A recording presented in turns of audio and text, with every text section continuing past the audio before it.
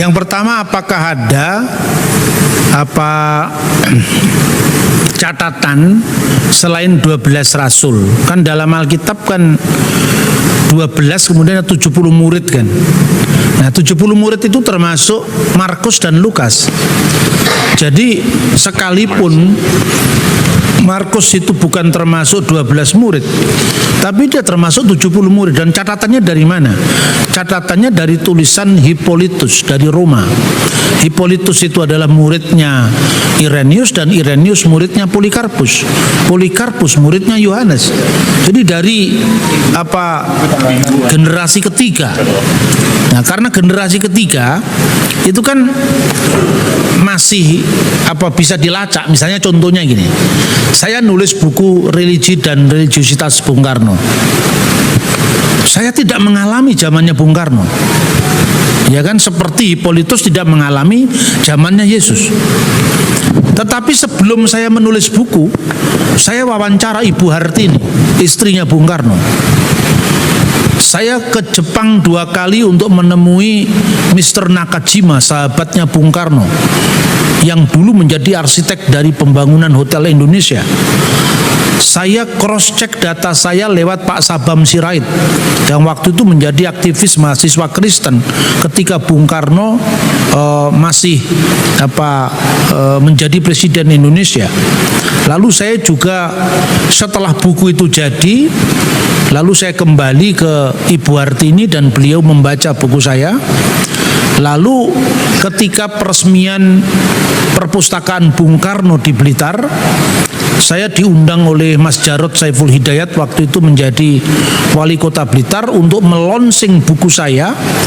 Dan buku saya itu dilonsing dengan satu narasumber yang adalah saksi mata, yaitu almarhum Cak Ruslan Abdul Ghani, yang dikenal sebagai Jubir Usman, yaitu juru bicara Manipol Osdek dari zaman Bung Karno, dan dia ini ideolognya Soekarno.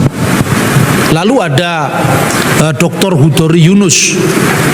Lalu ada tokoh-tokoh yang masih hidup di zaman Bung Karno.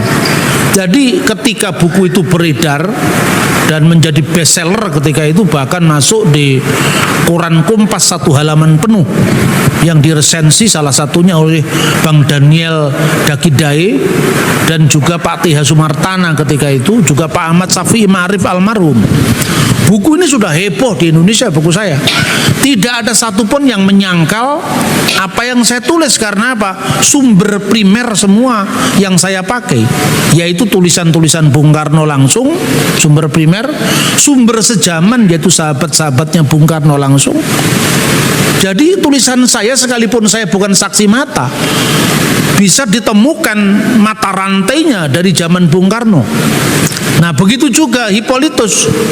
Hippolytus itu diajar oleh Irenaeus. Irenaeus diajar Polikarpus. Polikarpus itu muridnya Yohanes. Dari bukunya Hippolytus itulah kita mengenal nama-nama dari 70 rasul tadi, termasuk nama Markus. Lah, nama Markus itu, setiap penulis Injil itu kan memberi sandi dalam tulisannya.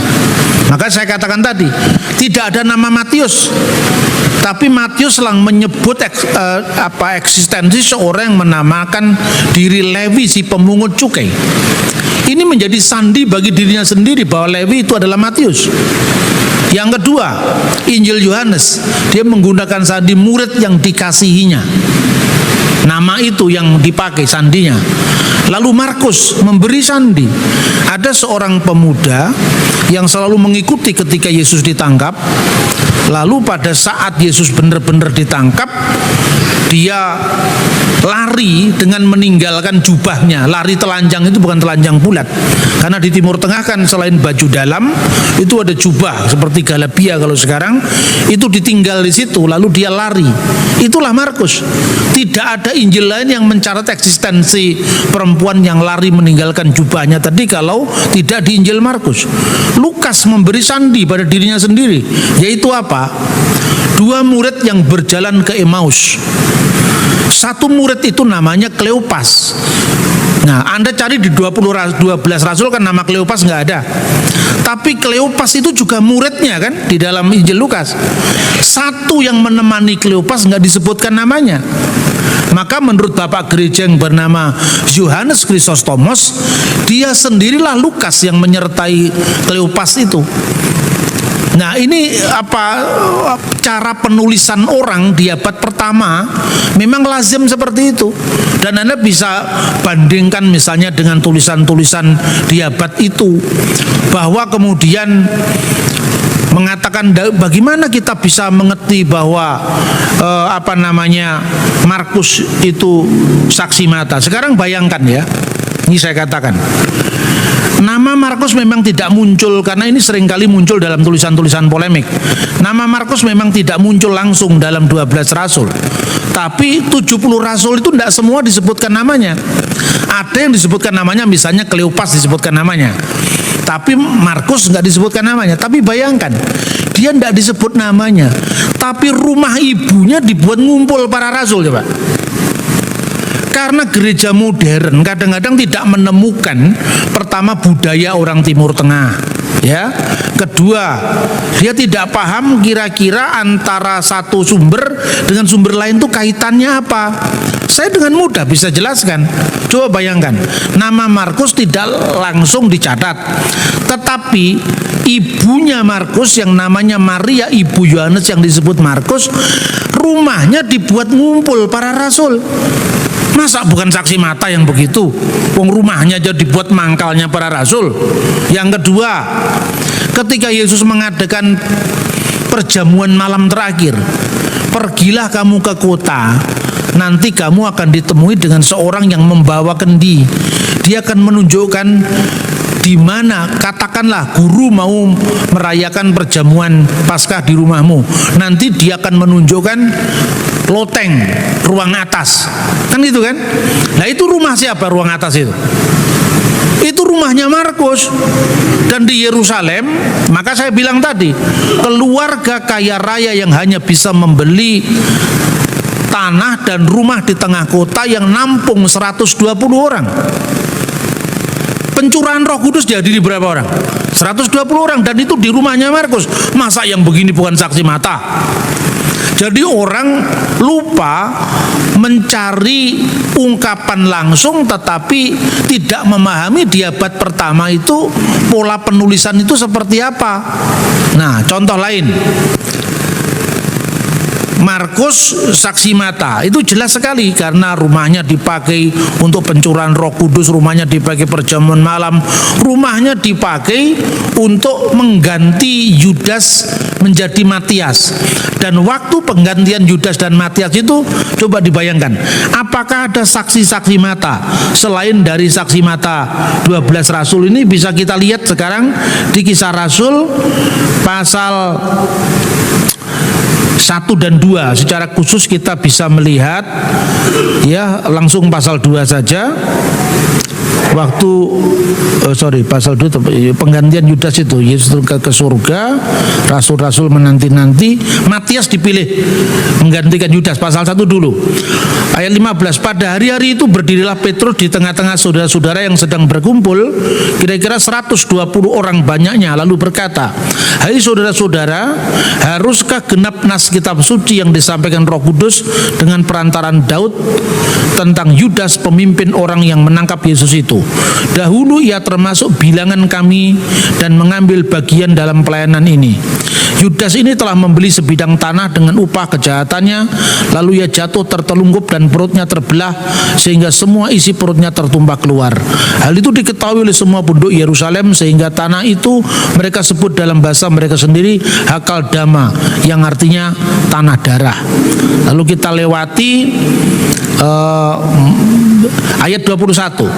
Jadi harus ditambahkan kepada kami seorang dari mereka yang senantiasa datang berkumpul dengan kami, yang akan menjadi Yudas, pengganti Yudas.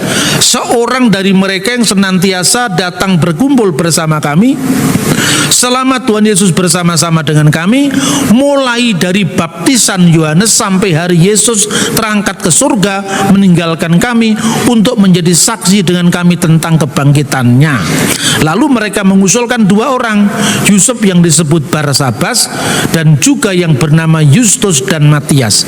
Berarti Yusuf, Barsabas, Matias adalah saksi mata. Saksi mata yang melihat mulai dari baptisan Yohanes sampai Yesus terangkat di surga. Berarti ketika Yesus memilih 12 rasul, itu ada yang tidak terpilih jadi 12 rasul itu, yang juga menjadi saksi mata, antara lain ini Justus, ya, Matias yang akhirnya dipilih. Terus kemudian ini dipertentangkan, misalnya ini teolog-teolog modern biasanya yang mempertentangkan ini, misalnya dengan Injil Lukas pasal 1. Banyak orang, Theophilus yang mulia, banyak orang yang berusaha menyusun suatu berita tentang peristiwa-peristiwa yang telah terjadi di antara kita, seperti yang disampaikan kepada kita oleh mereka yang dari semula saksi mata dan pelayan firman. Karena itu setelah aku menyelidiki segala peristiwa itu dengan seksama dan asal mulanya, aku mengambil keputusan untuk membukukannya secara teratur bagimu. Nah, berarti kan Lukas sendiri kan mendasarkan atas saksi mata, berarti dia bukan saksi mata. Kan itu kan argumentasi orang modern, bacanya nggak teliti. Coba, seperti yang disampaikan kepada kita oleh mereka yang dari semula adalah saksi mata. Jadi saksi mata yang dari semula. Lukas bukan saksi mata yang dari semula, karena dia tidak menyertai mulai dari baptisan Yesus sampai pengangkatannya ke surga. Tapi ada saksi mata yang dari semula, yaitu saksi mata yang terus dari awal mula sampai pengangkatan Yesus ke surga. Itu menjadi saksi, antara lain Matias yang dipilih untuk Yudas. Ini clear dalam sejarah gereja purba. Tapi kalau kita melepaskan dari dokumen-dokumen yang berkaitan, itu akhirnya kita ngarang-ngarang sendiri. Akhirnya muncul liberalisasi teologi itu. Karena apa? Teks ini dilepaskan dari konteks. Anda tidak usah ngomong teologi, tidak usah ngomong Alkitab dulu. Ngomong Pangeran Diponegoro aja, data sejaman itu penting kok. Makanya sering saya kasih guyonan itu. Anda percaya enggak keterangan saksi mata tentang Diponegoro? Percaya Pak, karena dia pernah sehari-hari dengan Diponegoro. Jadi kalau misalnya Anda disuruh memilih Peter Carey yang profesor doktor sejarah, ahli Diponegoro, atau Kiai Mojo misalnya, untuk menjawab pertanyaan Diponegoro lebih suka gudeg atau lebih suka rawon, yang Anda pilih yang mana? Ya Kiai Mojo yang pernah hidup dengan Diponegoro. Ini orang yang bernama Polikarpus ini hidup bersama Yohanes, anak Yepedius. Terus kemudian orang modern mereka-reka, Yohanes yang menulis Injil ini bukan Yohanes Rasul, tapi Yohanes abad kedua. Abad kedua itu tahun berapa, bro? Tahun 102, 103, 105, itu sudah abad kedua. Yohanes baru meninggal tahun 96. Iya toh, 96 merujuk tahun 103, 102 itu sudah satu abad.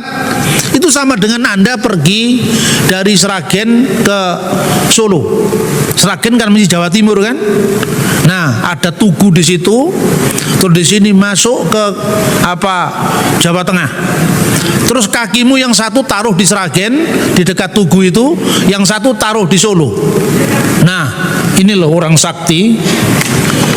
Satu kaki di Jawa Timur, satu kaki di Jawa Tengah. Orang sakti saya. Nah, setelah dilihatnya, sakti apanya? Memang itu perbatasan. Ngerti nggak maksud saya? Jadi artinya sejarah itu penting. Logika sejarah ini yang mematahkan wahyu subjektif. Nah kalau Anda tanya, ini kan wahyu, ya sama dengan yang Yudas Thomas tadi. Injil Thomas, Injil Yudas itu kan wahyu juga namanya. Inilah wahyu rahasia, kan gitu kan, yang disampaikan kepada Thomas, yang disampaikan kepada Yudas. Kan itu kan langsung, yang namanya itu kan langsung firman-firman Tuhan dalam Injil Thomas itu. Tidak ada narasinya.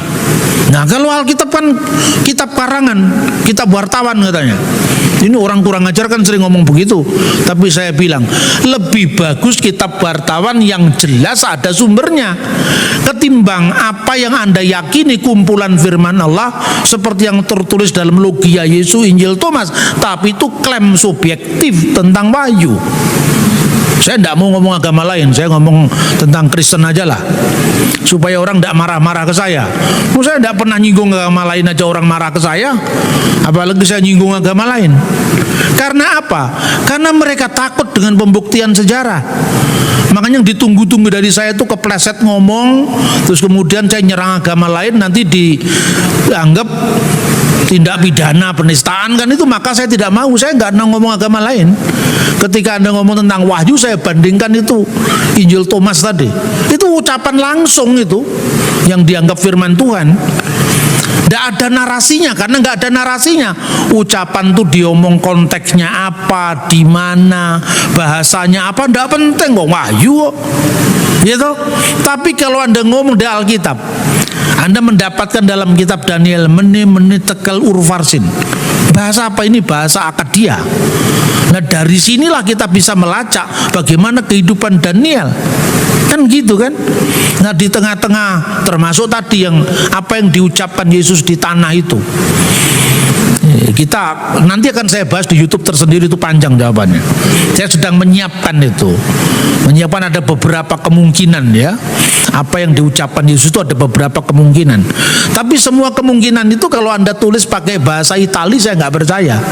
Pasti bahasanya Aram. Ya toh? Nah, tapi kan bahasa Aram kadang-kadang telah diterjemahkan dalam bahasa Latin. Itu bisa direkonstruksi ulang. Dalam itu catatan bapak-bapak gereja sebagian memuat itu. Dalam menyampaikan kabar baik itu kan bukan sekedar menguntungkan kita atau tidak. Jadi kalau kisah tentang Yesus membuat tanah ditiup jadi burung itu kan tidak bernilai sejarah. Karena tidak bernilai sejarah ya tidak bisa kita jadikan refleksi untuk menjadikan kabar baik.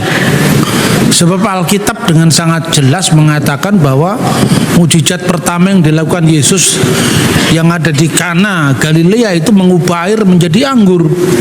Berarti kisah-kisah itu ya kisah kesalehan yang salah sebetulnya. Jadi kita tidak bisa menggunakan itu untuk bahan refleksi kita, supaya kita beda dengan yang lain ya. Seolah-olah itu kan menguntungkan kita, kita ambil saja seperti itu. Kemudian bagaimana kita bisa melihat menyaring informasi-informasi itu benar apa tidak? Dilihat pertama kronologi sejarah. Ya kalau itu ditulis 400 tahun setelah peristiwa, masa kita percaya? Ya sekiranya orang Kristen itu memakai sekedar untung-untungan, ya saya kira itu menguntungkan kita. Tapi kebenaran apa yang di atas, yang bisa dibangun di atas sekedar untung-untungan? Kan tidak seperti itu. Kebenaran itu ya benar, berarti artinya secara historis bisa dipertanggungjawabkan. Soal orang lain memakai Injil Barnabas menguntungkan mereka, nah itu urusan mereka, bukan urusan kita. Itu bedanya kita dengan mereka. Bahkan kalau soal Injil Barnabas itu ya, jangankan kok yang orang awam, di IAIN pun itu yang relatif lebih terpelajar kan, ya pertanyaannya masih begitu itu. Tapi ya kita ini mesti sabar lah, sabar untuk menjelaskan. Makanya saya itu menggumuli apa ya, metode gimana caranya ya orang itu tidak nanya-nanya ulang gitu loh. Makanya kalau saya itu ditanya sekelumit itu jawabannya kan panjang sekali kan. Itu sebetulnya ada pesan di balik itu, bisa takon mana gitu, keliru ini gitu loh. Maksud saya itu. Tapi ya tentu kan penyerapan orang kan berbeda-beda. Ada yang langsung paham, ada yang harus dituntun pelan-pelan gitu. Kalau dituntun pelan-pelan kan usia kita habis untuk menjelaskan yang tidak untuk ngulang-ulang itu, padahal itu kan bisa untuk nulis, bisa untuk membahas yang lain gitu ya. Jadi harapan saya teman-teman yang mulai belajar tentu harus lebih kreatif mencari sumber. Jadi misalnya ya, kalau dari tema-tema yang saya sampaikan itu hampir semua yang dipertanyakan itu kan sudah saya tulis sebetulnya. Hanya kan karena orang itu kan baca buku kan malas. Kalau langsung ngomong begini kan enak itu kan. Tapi hasilnya Anda tidak mendalam. Kalau sekedar misalnya mendengar saya tentang Natal tadi, Anda harus cross check bener nggak yang dikatakan Pak Bambang. Iya toh? Anda membaca misalnya tulisan saya Refleksi Ziarah ke Tanah Suci. Itu kan saya muncul kan catatan kaki di situ. Anda bisa cross check. Bisa megilot ta'anit halaman berapa yang saya kutip. Kan begitu. Ya, masyarakat di mana Yesus hidup itu masyarakat multi bahasa. Ya, contohnya Petrus saja namanya Yunani, Aram, Ibrani. Ya, kita jangan menyamakan masyarakat Israel menurut masyarakat yang lebih mungkin. Di sini orang mengatakan misalnya namanya Yesus atau Yesua. Ya kalau nama itu dieja oleh Nikodemus, orang-orang di Yerusalem, ya mereka menamakan Yesua. Bagi yang percaya bahwa Yesus itu adalah Kristus, ya Yesua HaMasiah. Tapi lidahnya Petrus, lidahnya Andreas pasti nggak bisa ngomong Yesua. Yesu itu cara pengucapan orang-orang Galilea. Dialek Galilea itu beda dengan dialek Yerusalem. Nah yang seperti ini kan nggak pernah orang paham. Makanya dalam bahasa Aram Yesu Mesiha. Nah, bahasa Aram itu juga dipakai, Ibrani juga dipakai, Yunani juga dipakai gitu loh. Contohnya Yehosua untuk nama nabi penulis kitab suci Sefer Yehosua. Ketika Alkitab diterjemahkan dalam bahasa Yunani yang dikenal Septuaginta di Alexandria, diterjemahkan Yesus. Itu tidak ada masalah bagi orang pada zaman itu. Nah kemudian ketika sensus di zaman itu memakai bahasa Latin. Kalau dipakai dalam bahasa Latin ya huruf Y itu tidak ada, yang ada I Yesus.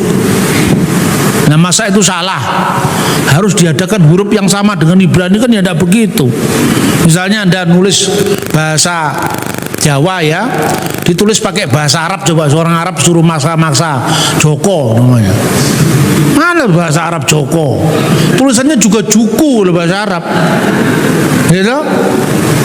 Ya, huruf Zin, Wau, Kaf, Wau, Juku namanya. Namanya yang benar Joko bukan Juku, karep-karep mulah. Wong itu memang ejaannya begitu gitu loh.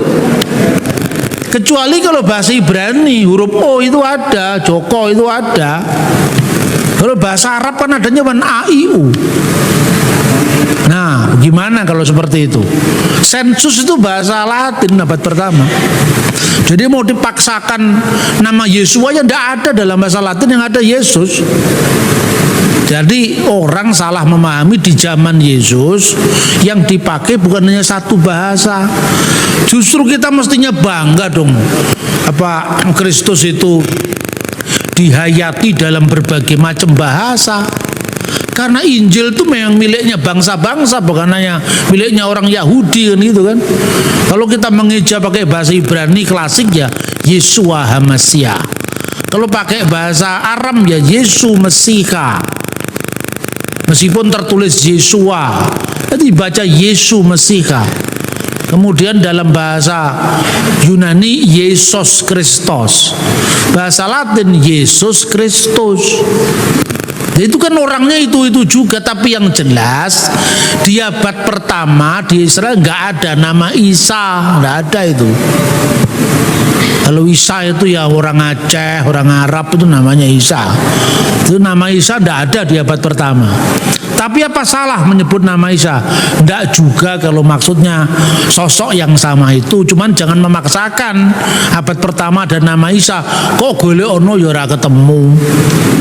Kan carinya kan di apa namanya, dokumennya di mana, apa itu manuskripnya apa, disimpan di mana, atau kalau catatan-catatan sejarawan penulis siapa gitu. Misalnya nama Ibrani itu lazim dieja dalam bahasa Yunani. Misalnya Hanan bin Hanan dibaca sama Yosefus ketika menulis bahasa Yunani Ananus bin Ananus, kan gitu kan. Yaakov dalam bahasa Ibrani dibaca Yakub, bahasa Indonesia Yakub, bahasa Arab. Kenapa orang Arab kok nambahi ain? Yaakov itu kan memang hurufnya ain, Yaakov. Jadi Arabnya Yakub, A-nya hilang. Jadi bukan Yaakov tapi Yakub. Itu bahasa Indonesia Yakub. Kemudian orang Eropa menyebut Jacob misalnya, itu. Malah ada yang menyebut James misalnya. Lah itu ya tidak salah. Tapi ojo kok goleki James abad pertama ora enak. Tapi maksudnya itu karena ilatmu saya nggak bisa ngomong, bukan orangnya ndak ada ilatmu itu loh masalahnya. Lidah kita ndak bisa mengeja itu loh. Orang Cina kan sulit ngomong Yesus dengan akhiran S.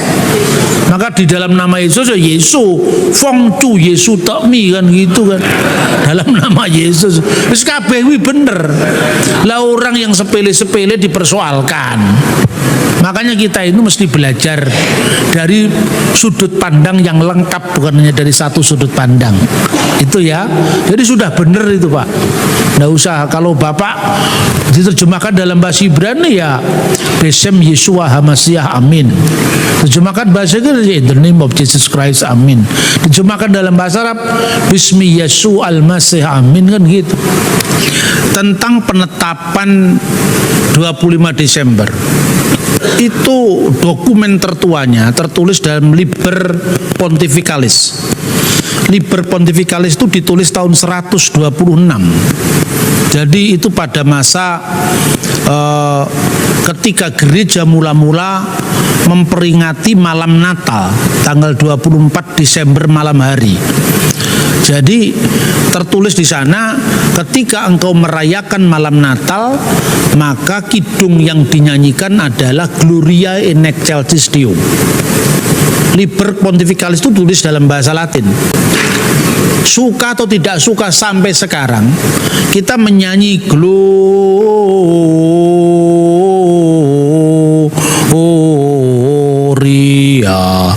in excelsis Deo. Anda sadar nggak ayat yang Anda baca dalam lagu ini? Itu ayat dari abad kedua Masehi.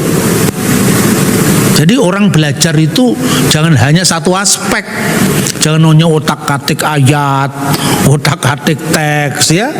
Coba ini saya lihat, ini kan ditetapkan di Roma tentang liturginya itu loh. Kenapa yang dibaca Gloria in excelsis Deo? Karena itu nyanyian malaikat tentang hari ini telah lahir bagimu Kristus Tuhan di kota Daud kan.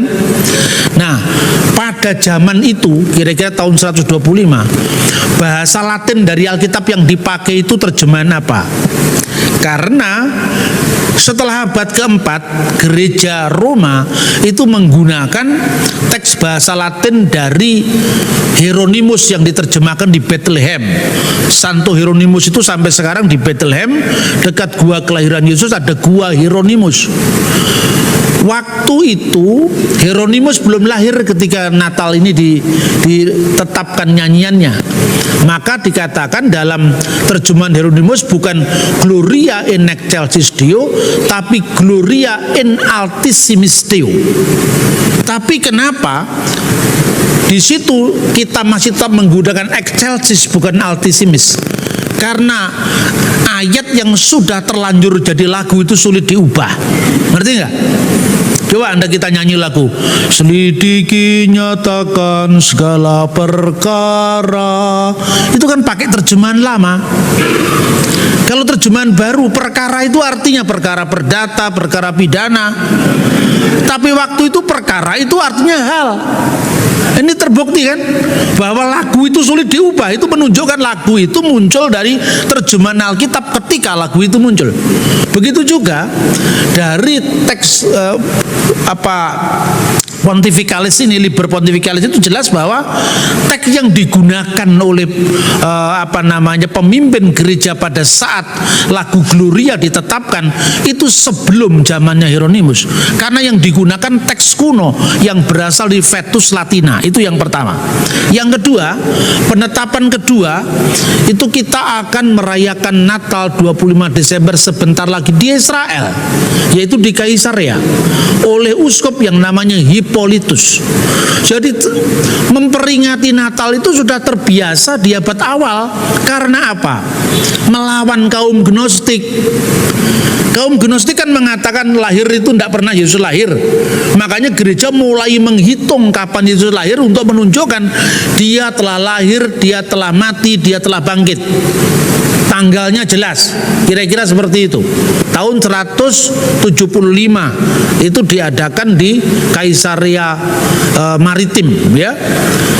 Penetapan resmi sebagai instruksi perayaan itu tahun 189 di Alexandria, di satu dokumen gereja yang namanya Coptic Didascalia Apostolorum.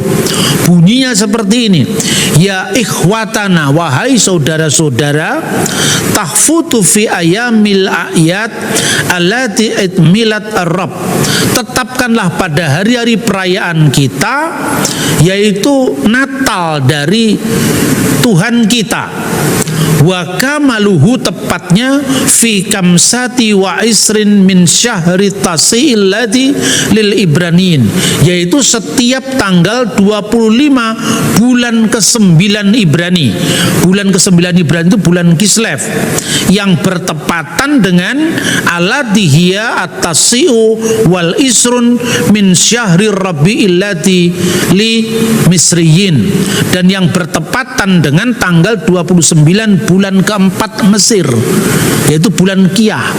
Jadi penetapannya itu tidak hanya dilestarikan dalam satu kalender loh, dilestarikan dalam kalender matahari, kalender bulan, dan kalender bintang. Gereja punya kalender bintang itu yang dipakai di Mesir, namanya Anno Martiri. Itu dihitung berdasarkan peredaran bintang Sirius. Sampai sekarang dipakai di gereja Koptik. Nah, jadi karena penetapannya tidak hanya satu kalender, makanya tanggal 25 Desember itu penetapan yang intinya seperti sekarang perayaan 1 Syawal, ya, itu jatuhnya bulan berapa itu kan Masehi ngikuti yang Hijrah. Lah ini kalender matahari mengikuti kalender Mesir dan kalender Ibrani, makanya bergeser. Cuma karena penetapannya akhirnya ditetapkan oleh gereja Roma, maka tidak bergeser lagi. Awal-awalnya memang bergeser. Lah, yang namanya bulan Kislev itu memang benar, ya, bergeser terus, tapi biasanya itu adalah Desember Januari, bukan November. Coba Anda beli kalender Ibrani, itu Kislev tahun ini jatuh tanggal berapa, dan karena itu tanggal terakhir Kislev, jadi bulan Kislev bisa aja diawali bulan November akhir. Tapi karena di sini tanggal 25 Kislev, berarti pasti jatuhnya kalau tidak awal Desember, pertengahan Desember, akhir Desember, awal Januari. Nah, pas sekarang tinggal dicari pada tahun 750 setelah berdirinya kota Roma, itu Kislevnya 25-nya Memangnya jatuh di tanggal berapa? Kita tidak bisa ngitung sendiri di zaman sekarang. Kita harus mencari dokumen yang berdekatan dengan peristiwa itu. Salah satu dokumen itu ya ini. Ini dokumen yang berdekatan sekali. Tahun 126, 175, 189. Perayaan titik balik musim dingin baru dirayakan tahun 274 Masehi. Dan perayaan Sol Invictus baru dirayakan tahun abad keempat setelah Masehi. Jadi tahun 350-an setelah Masehi. Jadi artinya apa? Artinya kalender matahari yang membajak Natal, jangan sebaliknya. Karena Natal sudah ditetapkan awal. Inilah Injil yang kuberitakan, yaitu Yesus yang lahir dari keturunan Daud dan yang bangkit dari antara orang mati, kata Paulus dalam suratnya kepada orang Tesalonika. Artinya apa? Sejak zaman Paulus mau ditunjukkan bahwa Injil yang diberitakannya adalah Yesus yang lahir dari keturunan Daud. Ini Injil tentang Natal dan kebangkitan Yesus, tentang Paskah. Maka perayaan ini akhirnya dipakai. Kemudian bagaimana cara menghitungnya? Kan gitu kan? Kenapa ada kalender yang mengatakan itu Yesus lahir pada masa pondok daun? Itu justru yang spekulatif, nggak ada satu dokumen pun yang membahas itu. Itu diotak-atik dari ayat Alkitab, lepas dari konteks. Jadi ngitungnya kira-kira begini. Ada 24 rombongan yang bertugas di Bait Allah. Terus kemudian sama yang punya teori Yesus lahir pada pondok daun dihitung mulai bulan Nisan. Pertanyaannya, siapa yang nyuruh hitung bulan Nisan? Dokumen apa yang merujuk pada bulan Nisan? Pasti tidak ada dokumen satupun. Karena apa?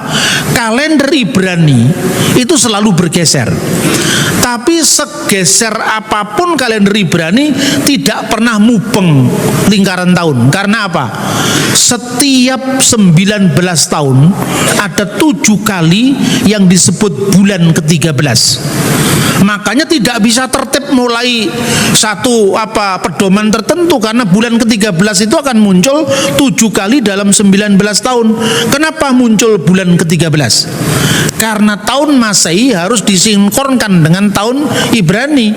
Kenapa tahun Masehi masih dipakai sebagai tahun sipil internasional? Dan juga orang Israel punya 2 kalender. Kalender yang pertama kalender pertanian yang jatuh pada bulan Tisri, maka tahun baru Yahudi kan Tisri, ya, sekitar bulan Oktober. Satunya bulan Nisan sekitar bulan Maret. Nah, karena 7 kali dalam 19 tahun, kadang-kadang ada bulan yang namanya Adar kedua, Adar Seni atau Adar Bet. Jadi dihitung tertib, setiap ini geser nanti ditemukan Yesus lahir bulan Oktober. Itu nggak ada pedomannya, karena itu hanya diotak-atik tanpa dokumen pendukung. Tapi kalau bapak-bapak gereja menghitungnya sejak tahun 126, 170, 189, dan cara menghitungnya ada dokumen. Anda membaca dokumen Laut Mati. Tahun-tahun liturgis Yahudi selalu bergeser karena ada bulan ke-13 tadi. Dan sampai sekarang dokumennya ada sampai mulai Laut Mati, dokumen Nesa ini sampai bapak-bapak gereja. Itu lengkap. Jadi kira-kira cara menghitungnya begini. Dokumen apa yang paling berdekatan dengan masa Yesus itu ditemukan dalam dokumen Yahudi yang disebut Megillot Ta'anit. Nah, Megillot Ta'anit itu Anda bisa baca di sini kira-kira bagian dari Talmud, ya. Data ini cocok dengan dokumen Megillot Ta'anit yang berasal dari kira-kira tahun 160 Masehi. Masih berdekatan runtuhnya Bait Suci tahun 90. Kira-kira begini bunyinya. Ketika Bait Suci pertama dihancurkan, hari itu terjadi setelah petang pada tanggal 9 bulan Ab. Bulan Ibrani Ab itu kira-kira Agustus. Dan yang sedang bertugas sebagai mismar adalah Yehoyarif. Itu teksnya ditulis. BBC Haraf Bet Hamikdas Harisona, runtuhnya bait Allah yang pertama itu Oto Hayom Erep Tisa Beab pada tanggal pada saat Eref itu pada saat petang bulan Ab. Dan pada saat itu bait Allah dihancurkan. Bulan apa itu? Bulan Agustus. Dan waktu itu yang bertugas adalah Yoyarib. Yoyarib itu rombongan pertama. Menurut 1 Tawarik pasal 24 ayat 7 dan seterusnya, itu rombongan pertama. Jadi ini yang paling dekat dengan runtuhnya bait Allah. Maka runtuhnya bait Allah itu tanggal 9 Agustus tahun 70 Masehi. Waktu itu yang bertugas menjadi mismar, pembaca Mazmur dan membakar ukupan, itu rombongan pertama. Sekarang hitung mundur ke belakang sampai kira-kira 75 tahun. Itu akan bertemu. Kalau sulit dengan kalender Ibrani, saya cocokkan dengan kalender Masehi supaya semua bisa ngikuti. 5 bulan Ab itu kira-kira 9 bulan Ab. Makanya orang Yahudi memperingati runtuhnya bait Allah itu Tisa Beab. 9 bulan Ab itu jatuhnya 5 Agustus tahun 70 Masehi. Ketika itu bait Allah hancur. Jam 4 petang Eref Tisa Beab, jam menjelang petang. Jadi Eref Tisa Beab itu api sudah membakar ruang kudus saat itu. Dan itu berarti yang bertugas siapa? Dari rombongan 24 rombongan tadi yang bertugas rombongan pertama. Sekarang hitung mundur. Kalau Agustus tanggal 5 berarti minggu pertama Agustus kan? Berarti Juli minggu keempat itu rombongan 24. Hitung mundur. Juli minggu ketiga rombongan 23. Juli minggu kedua rombongan 22. Juli minggu pertama rombongan 21. Juni minggu keempat tahun 70 Masehi rombongan 20, dan seterusnya. Itu mutarnya kira-kira 70 putaran. Nanti akan ketemu Zakaria dari rombongan Abia membakar ukupan di tanggal berapa? Zakaria kan yang membakar ukupan waktu ya lahirnya Yohanes Pembaptis itu loh, dia bisu itu loh. Dan Zakaria dari rombongan ke-8, rombongan Abia. Maka akan ketemu Zakaria membakar ukupan dari rombongan ke-8 itu kira-kira bulan September. Ketika September berarti bisa ketemu itu bulan Tisri kan Ibraninya, September. Lalu setelah malaikat ketemu dengan Zakaria 6 bulan setelah itu, jadi pada bulan ke-6 itu bukan bulan Juni tahun sekarang, tidak. 6 bulan setelah malaikat ketemu Zakaria itu di bulan Tisri. Tisri itu kira-kira September, Oktober, November, Desember, Januari, Februari, Maret. Bulan ke-6 jatuhnya di bulan Maret. Bulan Maret itu apa? Bulan ke-6 malaikat bertemu dengan Maria memberitakan kelahiran Yesus. Berarti kelahiran Yesus diberitakan bulan ke-6. Usia kandungan 9 bulan. Maret ya diberitakan, April, Mei, Juni, Juli, Agustus, September, Oktober, November, Desember. 9 bulan itu pada bulan Desember. Ini ada dokumennya.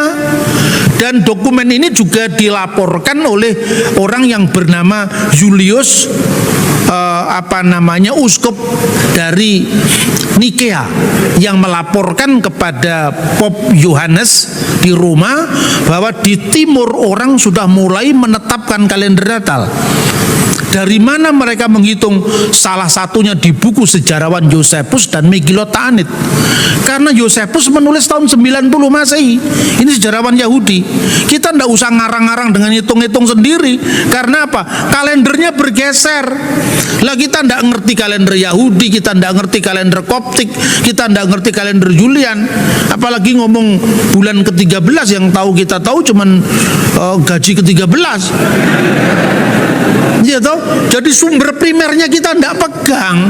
Lalu dasarnya apa? Kalau saya ini kalau ada dokumennya baru saya percaya. Kalau hitung-hitungan orang itu cuma pinter ngomong dan pinter nulis, saya nggak percaya. Mana dokumennya? Tunjukkan dokumen yang berdekatan bahwa itu dihitung mulai Nisan dari mana.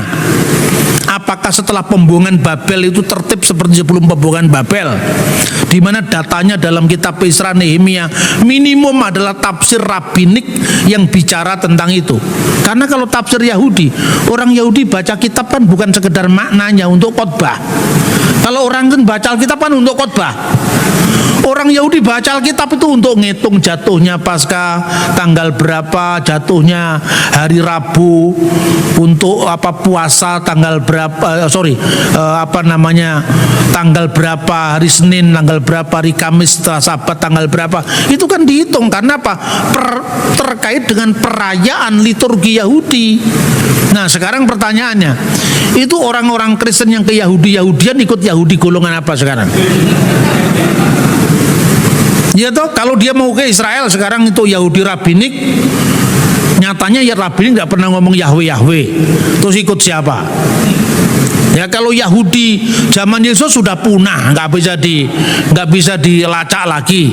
Paling tidak yang ada dokumennya lah, jangan hanya ngarang. Kalau tidak Yahudi yang sekarang Rabbinik, ada Yahudi Karaid. Yahudi Karaid yang datang dari timur.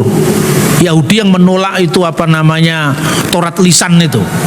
Kalau yang Rabbinik menerima Taurat lisan, Torah CPLP. Kalau mau lebih kuno lagi yang ada catatannya, Qumran, yaitu sekte SNI. Kalau kita mau cari Saduki sudah punah, tidak ada catatannya. Jadi Saduki sudah punah. Yang tertinggal hanya 3 komunitas. 1 Yahudi Parisi yang berkembang menjadi Yahudi Rabbinik sekarang. 2 orang SNI yang meninggalkan penemuan naskah laut mati. Dan ketiga Kristen itu yang ada. Yang lain dokumen siapa? Lah Kristen pun bukan Kristen abad ke-15. Bukan Kristen zamannya Portugis datang ke Malaka tahun 1517. 6 tahun kemudian reformasi Protestan. Itu terlalu jauh dari peristiwa, terlalu jauh darimu, terlalu jauh, nggak bisa dipakai. Makanya kita harus cari dokumen abad pertama, kedua, ketiga gitu loh. Cara berpikir historis harus begitu. Terus kemudian tidak ada kata Sol Invictus lengkap di dalam dokumen yang disebut kalender Roma tahun 354 itu. Itu perayaan Dewa Matahari itu pertama kali didekritkan oleh Kaisar Roma itu tahun 354 yang namanya kalender 354. Titik balik musim dingin 274 itu sudah Natalan di Alexandria, sudah Natalan di Israel, sudah Natalan di Roma. Gitu loh saudara-saudara. Lalu dokumennya kok malah kita minder sama penyembah Dewa Matahari. Padahal kata Sol itu tidak muncul di situ. Sol itu hanya matahari. Yang ada hanya Inviksi, sang penakluk. Sang penakluk itu apa? Kristus yang mengalahkan maut, konteksnya di situ. Maka kalau mau cari sumbernya ya harus sumber primer, nggak bisa hanya kita percaya sama hitungan orang tanpa menunjukkan dokumennya mana. Maka kalau saya selalu mengatakan dalam diskusi, ya Pak menurut ini, ya menurut teolog ini, menurut teolog ini, saya nggak peduli dengan teolog, dokumennya mana? Tunjukkan dokumennya. Kalau saya kan tunjukkan dokumennya. Ini Megillot Ta'anit nomor sekian. Anda bisa cari literaturnya selalu. Kalau saya nulis buku kan selalu ada catatan kaki sampai detail sekali. Orang membaca tulisan saya, Pak ini seperti disertasi. Wis karep-karepmu, kowe ngerti yo, waconan orang ngerti yo karepmu. Tapi suatu saat kamu akan mengerti. Karena apa? Karena kalau saya hanya nulis di khotbah kan nggak ada literaturnya. Tapi kalau saya nulis buku, kan jelas ini saya kutip dari apa, halaman berapa, buku primer, sumber primer apa sekunder atau sumber sejaman itu harus jelas satu demi satu. Alkitab bukan sekadar tulisan manusia, tetapi firman Allah yang diilhamkan oleh Roh Kudus. Mengapa hal ini penting? Karena cara kita memandang Alkitab akan menentukan cara kita memperlakukannya. Kalau kita hanya melihatnya sebagai buku sejarah, kita hanya akan membaca sebagai cerita masa lalu. Tapi kalau kita percaya bahwa Alkitab adalah firman Allah yang hidup, kita akan membaca dengan iman, ketaatan, dan hati yang terbuka. 1. Alkitab adalah firman Allah yang diilhamkan. 2 Timotius pukul 3:16 dan 17 berkata, segala tulisan yang diilhamkan Allah memang bermanfaat untuk mengajar, menyatakan kesalahan, memperbaiki kelakuan, dan mendidik orang dalam kebenaran. Dengan demikian, tiap-tiap manusia kepunyaan Allah diperlengkapi untuk setiap perbuatan baik. Kata diilhamkan di sini dalam bahasa aslinya berarti theopnestos, artinya dinafaskan oleh Allah. Jadi setiap tulisan dalam Alkitab lahir dari nafas Allah sendiri, disalurkan melalui para penulis yang dipilihnya. Artinya, Musa, Daud, Paulus, Yohanes, dan penulis lainnya memang memakai bahasa, gaya, dan pengalaman mereka. Tetapi Roh Kudus yang memimpin mereka supaya apa yang ditulis bukan sekadar pikiran manusia, melainkan kehendak Allah. 2. Proses pekerjaan Roh Kudus dalam penulisan Alkitab. 2 Petrus 1 ayat 21 berkata, "Sebab tidak pernah nubuat dihasilkan oleh kehendak manusia, tetapi oleh dorongan Roh Kudus orang-orang berbicara atas nama Allah." Ayat ini menjelaskan bahwa Alkitab tidak lahir dari ide manusia. Nabi-nabi, rasul, dan para penulis kitab bukan sedang berimajinasi atau menulis opini pribadi. Mereka dituntun oleh Roh Kudus, bahkan dalam pilihan kata-kata, isi nubuat, dan pesan yang disampaikan. Contoh, Musa menulis Taurat karena Roh Kudus memimpinnya untuk mencatat sejarah penciptaan dan hukum Allah. Daud menulis Mazmur dengan emosi yang jujur, tetapi Roh Kudus membuat Mazmur itu bernilai profetik, berbicara tentang Mesias. Paulus menulis surat kepada jemaat-jemaat, tetapi Roh Kudus menjadikan surat-surat itu relevan bagi gereja sepanjang zaman. 3. Kesatuan Alkitab, bukti pekerjaan Roh Kudus. Alkitab ditulis selama lebih dari 1500 tahun, oleh sekitar 40 penulis yang berbeda, dari latar belakang yang beragam, ada nabi, raja, tabib, nelayan, bahkan pemungut cukai. Mereka hidup di masa dan tempat yang berbeda. Namun apa yang menakjubkan, semua tulisan mereka bersatu dalam satu pesan besar, Allah mengasihi manusia, dan melalui Yesus Kristus, Ia memberikan jalan keselamatan. Kesatuan ini tidak mungkin terjadi jika hanya karya manusia. Hanya Roh Kudus yang sanggup menginspirasi begitu banyak penulis, dalam kurun waktu panjang, untuk menghasilkan firman yang konsisten dan utuh. 4. Alkitab adalah firman yang hidup. Ibrani 4 ayat 12 berkata, "Sebab firman Allah hidup dan kuat, dan lebih tajam daripada pedang bermata dua manapun, ia menusuk amat dalam sampai memisahkan jiwa dan roh, sendi-sendi dan sumsum, ia sanggup membedakan pertimbangan dan pikiran hati kita." Firman Allah bukan sekadar tulisan mati. Karena diilhami oleh Roh Kudus, maka setiap kali kita membacanya, Roh yang sama bekerja untuk menyingkapkan kebenaran, menegur, menghibur, bahkan mengubahkan hidup kita. Itulah sebabnya ada orang yang hidupnya berubah hanya dengan mendengar satu ayat. Ada orang yang dihibur hanya dengan membaca satu Mazmur. Itu karena Roh Kudus bekerja melalui firman yang tertulis. 5. Tanggung jawab kita terhadap firman yang diilhamkan. Kalau kita percaya Alkitab ditulis oleh ilham Roh Kudus, maka ada beberapa sikap yang harus kita miliki. 1. Membaca dengan hati terbuka. Jangan sekadar menjadikannya kewajiban rohani, tapi izinkan firman berbicara setiap hari. 2. Merenungkan dengan sungguh-sungguh. Firman Allah itu seperti benih. Semakin sering kita renungkan, semakin dalam akarnya tertanam di hati kita. 3. Mentaati dan melakukan. Firman Allah bukan hanya untuk dipahami, tetapi untuk dipraktekkan. Ketaatan membawa perubahan hidup. 4. Mengajarkan dan membagikannya. Karena firman ini berasal dari Allah, maka kita punya tanggung jawab untuk menyebarkannya kepada orang lain. Saudara yang terkasih, Alkitab adalah buku paling berharga di dunia. Ia bukan sekadar literatur kuno, tetapi firman Allah yang kekal, ditulis oleh tangan manusia, namun diilhami oleh Roh Kudus. Kalau kita sungguh percaya hal ini, maka kita tidak akan lagi menganggap remeh firman.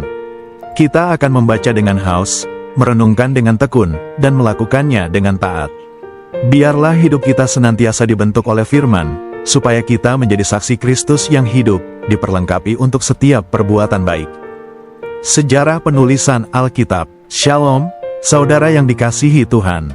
Hari ini kita akan belajar tentang sejarah penulisan Alkitab, kitab yang menjadi pedoman hidup kita sebagai orang percaya. 1. Alkitab adalah firman Elohim yang diwahyukan. Alkitab bukan sekadar buku biasa, melainkan firman Elohim yang diilhamkan oleh Roh Kudus. 2 Timotius 3 ayat 16 dan 17 berkata, "Segala tulisan yang diilhamkan Elohim memang bermanfaat untuk mengajar, menyatakan kesalahan, memperbaiki kelakuan, dan mendidik orang dalam kebenaran." Artinya, Alkitab ditulis oleh manusia, tetapi Elohim adalah pengarang sejati yang mengarahkan setiap kata melalui ilham Roh Kudus. 2. Proses penulisan Perjanjian Lama. Perjanjian Lama ditulis sekitar 1400 tahun hingga 400 tahun sebelum Kristus. Bahasa yang dipakai terutama bahasa Ibrani, dengan beberapa bagian dalam bahasa Aram, misalnya dalam Daniel dan Esra. Penulisnya terdiri dari berbagai latar belakang: Musa, seorang pemimpin bangsa; Daud, raja sekaligus pemazmur; nabi-nabi seperti Yesaya, Yeremia, Maleaki, dan lain-lain. Tulisan mereka mencatat sejarah Israel, hukum Taurat, nubuat, hikmat, dan puisi rohani. Kitab pertama yang ditulis adalah Taurat Musa, Pentateuch, Kejadian, Ulangan, sedangkan kitab terakhir dalam Perjanjian Lama adalah Maleaki. 3. Proses penulisan Perjanjian Baru. Perjanjian Baru ditulis sekitar 50 hingga 100 Masehi, tidak lama setelah pelayanan Yesus di bumi. Bahasa utamanya adalah Yunani Koine, bahasa umum dunia Mediterania waktu itu. Penulisnya adalah para rasul dan murid Yesus: Matius, Markus, Lukas, Yohanes, Paulus, Petrus, Yakobus, dan lain-lain. Isinya mencakup Injil, kisah hidup Yesus, kisah para rasul, pertumbuhan gereja mula-mula, surat-surat, ajaran iman kepada jemaat, dan kitab wahyu, nubuat tentang akhir zaman. 4. Penghimpunan kitab-kitab, kanonisasi. Istilah kanon berarti ukuran atau patokan. Tidak semua tulisan rohani otomatis masuk ke dalam Alkitab. Ada proses panjang untuk menentukan kitab-kitab mana yang diilhami oleh Elohim. Perjanjian Lama, orang Yahudi sudah menetapkan kanon kitab mereka sekitar abad ke-5 SM. Perjanjian Baru, pada abad pertama dan kedua, gereja mulai mengumpulkan kitab-kitab yang dipakai luas dalam ibadah. Pada Konsili Kartago, 397 Masehi, daftar kitab Perjanjian Baru yang kita kenal sekarang diakui secara resmi oleh gereja. Total ada 66 kitab, 39 kitab Perjanjian Lama dan 27 kitab Perjanjian Baru. 5. Penyebaran dan penerjemahan Alkitab. Awalnya Alkitab ditulis di atas gulungan kulit dan papirus. Kemudian diterjemahkan ke dalam berbagai bahasa, salah satunya Septuaginta, Perjanjian Lama dalam bahasa Yunani, abad ke-3 sebelum Masehi. Pada abad ke-4, Jerome menerjemahkan Alkitab ke dalam bahasa Latin yang dikenal sebagai Vulgata. Pada abad ke-15, ketika mesin cetak ditemukan oleh Gutenberg, Alkitab menjadi buku pertama yang dicetak massal. Hari ini, Alkitab sudah diterjemahkan ke dalam lebih dari 3.600 bahasa, menjadikannya kitab paling banyak dibaca dan tersebar di seluruh dunia. 6. Kesatuan dalam keragaman. Yang luar biasa, Alkitab ditulis selama lebih dari 1.500 tahun oleh sekitar 40 penulis dari berbagai latar belakang: raja, nabi, nelayan, tabib, pemungut cukai, hingga rasul. Dalam 3 bahasa utama, Ibrani, Aram, Yunani. Di 3 benua berbeda, Asia, Afrika, Eropa. Namun semua itu menyatu dalam satu pesan utama: Elohim mengasihi dunia, dan melalui Yesus Kristus, Ia memberikan keselamatan. 7. Penutup. Saudara yang terkasih, sejarah penulisan Alkitab menunjukkan bahwa kitab ini bukan karya manusia semata, tetapi benar-benar firman Elohim yang hidup. Ibrani 4 ayat 12 berkata, "Sebab firman Elohim hidup dan kuat, dan lebih tajam daripada pedang bermata dua manapun."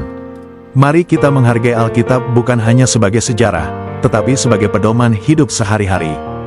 Bacalah, renungkanlah, dan hiduplah sesuai dengan firman Tuhan. Tuhan Yesus memberkati.